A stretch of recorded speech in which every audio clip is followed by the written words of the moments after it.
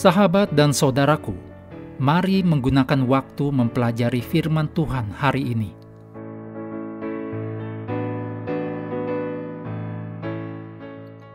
Selasa 29 April, judulnya Daniel pasal 7.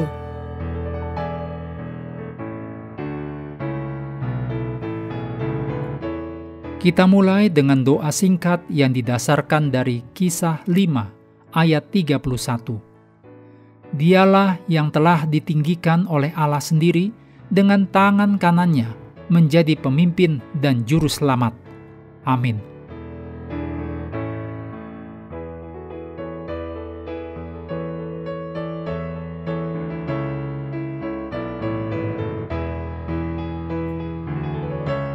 Mimpi di Daniel pasal 2 pertama kali disampaikan kepada seorang Raja Babel. Sebaliknya, penglihatan di Daniel pasal 7 disampaikan kepada seorang Nabi Ibrani, seorang anggota umat perjanjian Allah, yaitu Daniel. Daniel diperlihatkan subjek yang sama seperti Nebukadnezar, tetapi dari sudut pandang yang berbeda.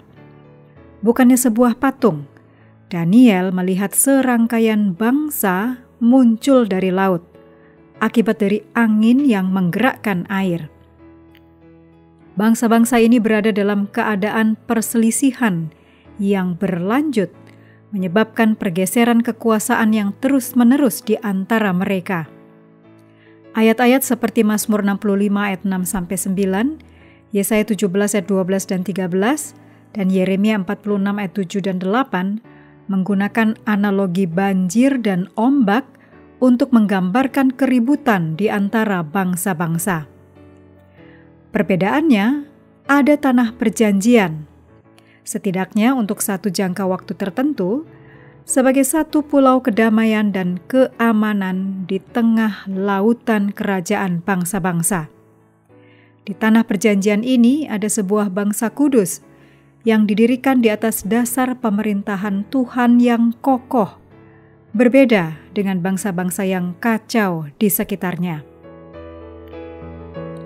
Dalam Daniel 7 ayat 1-3, ada banyak pergerakan dalam adegan ini yang perlu kita pelajari, seperti binatang yang pertama muncul dari dalam laut. Daniel menyaksikan kekacauan peperangan bangsa-bangsa kafir dari pantai.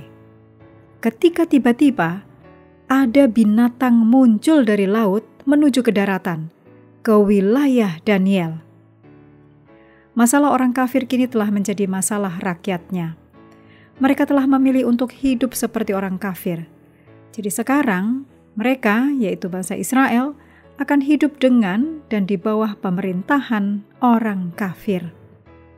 Dimulai dengan dominasi Babilonia, umat perjanjian Tuhan tidak pernah lagi menikmati otonomi yang lengkap atau bertahan lama.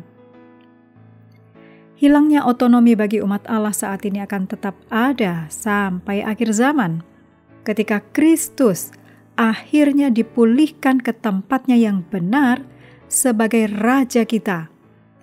Dalam perjanjian baru, umat Allah terus menderita di bawah kekaisaran Romawi, dan kemudian di bawah penganiayaan tanduk kecil, penerus Roma kekafiran.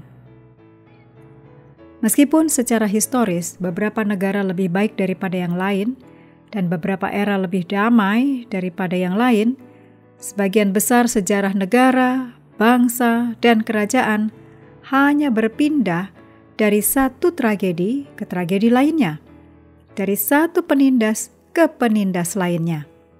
Dan seringkali ini semua dilakukan di bawah penguasa yang hanya mengklaim niat terbaik untuk rakyatnya sendiri. Betapa berbedanya dengan aturan yang Tuhan inginkan bagi umatnya, andai saja umatnya memilih pemerintahan Tuhan. Roma 3 ayat 10-19 membantu menjelaskan begitu banyak tentang dunia kita. Ayat 19 khususnya menunjukkan mengapa kita sangat membutuhkan Injil dalam hidup kita. Dituliskan, tetapi kita tahu bahwa segala sesuatu yang tercantum dalam kitab Taurat ditujukan kepada mereka yang hidup di bawah hukum Taurat, supaya tersumbat setiap mulut dan seluruh dunia jatuh ke bawah hukuman Allah.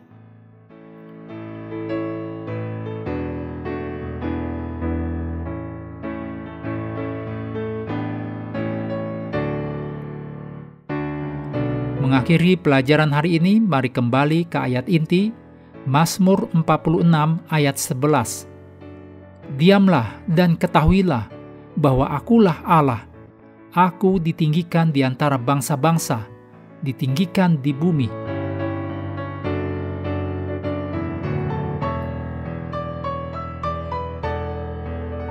Sahabat juga perlu melengkapi waktu untuk bersekutu dengan Tuhan setiap hari.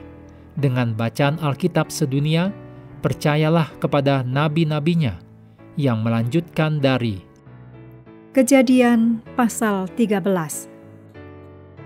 Tuhan memberkati kita semua.